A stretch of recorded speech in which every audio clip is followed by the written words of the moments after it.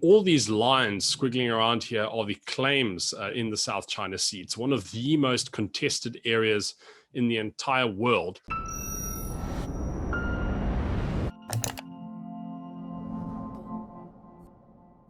The South China Sea is one of the most disputed geographic regions in the world.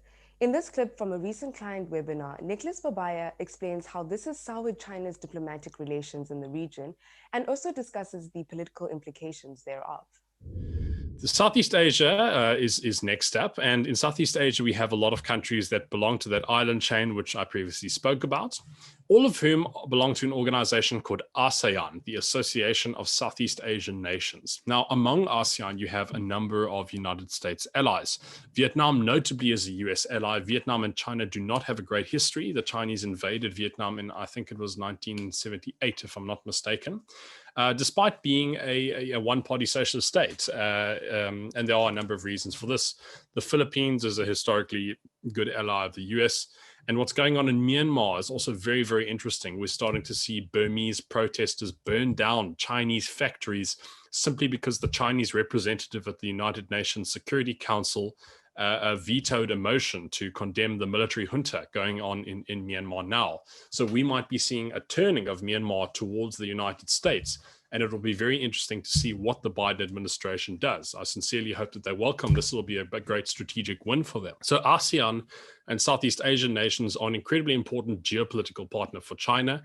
China hasn't made huge investments in these countries, and their proximity to China on a national security basis means that it's a very important thing for China to have good, stable economic relations with these countries, not just as a trade partner, but also for military and other reasons.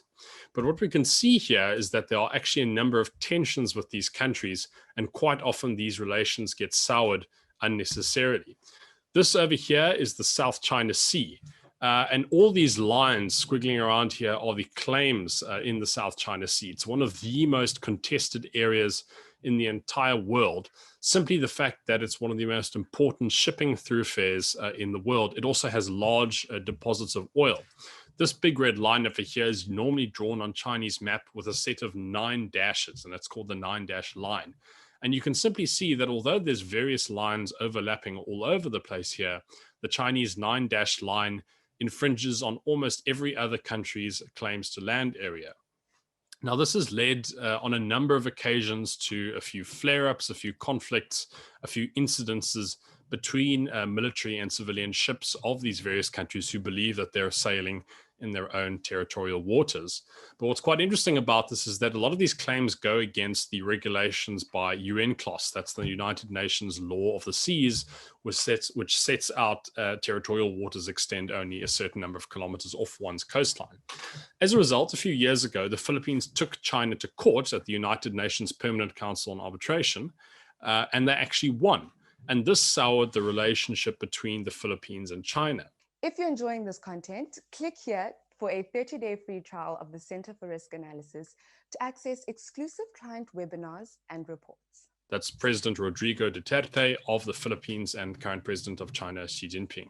So the interesting thing to see here is that China is very much willing to sour its relations with some countries in Southeast Asia if it means holding on to that territorial integrity and its territorial claims, such as the importance of China's claims to its territory around the world. And this shows you the potential downside that there is for China having such a vast territorial claim in the South China Sea, because the diplomatic allyship with these Southeast Asian nations is also important for national security purposes. But China is not willing to give up, as they say, 1 inch. That's a saying that they have in China, not 1 inch. So this is a strategic area which the United States might also want to take advantage of. And lastly, we look at Australia. Now, Australia is a little bit different from the countries that we've spoken about here, but I talk about it as I think it's simply a very useful tool if anybody wants to analyze what the relations are currently between the West and China. Australia has historically been one of the more friendlier countries to China, that is a Western democratic nation. Part of the reason for this is that it's located in the Asia-Pacific region.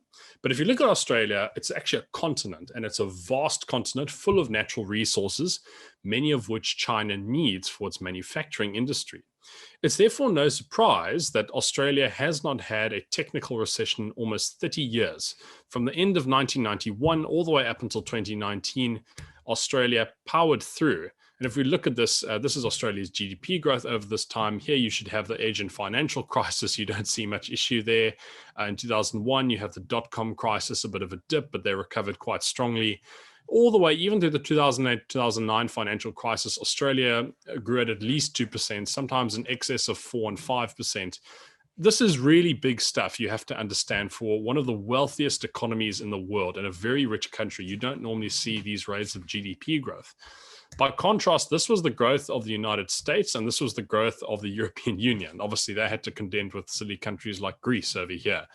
Now, it's no doubt then that if you were to look at China's GDP growth over a similar period, this period from the 1990s to the 2000s to the 2010s has been the period in Chinese history in which it has seen its highest, fastest rates of GDP growth. And it has had a ravenous appetite for natural resources, many of which come from Australia. So Australia has a very, very close economic relationship with China. And if there were to be any economic decoupling, it would have a lot to lose out on. It's therefore interesting to note that the relationship between Australia and China has declined in 10 years. This over here is Kevin Rudd, former Prime Minister of Australia and very famous for being able to speak Mandarin with Xi. And this is Scott Morrison, the current Prime Minister of Australia, with Li Keqiang, who's the Premier of China, basically the second in command to Xi Jinping. A lot of this has been influenced by Trump's tough on China rhetoric, which has reached not just Australia, but a lot of countries in the West. And they're beginning to see that as China grows very strong, it might become important to maintain their political solidarity with their ideological allies in the West.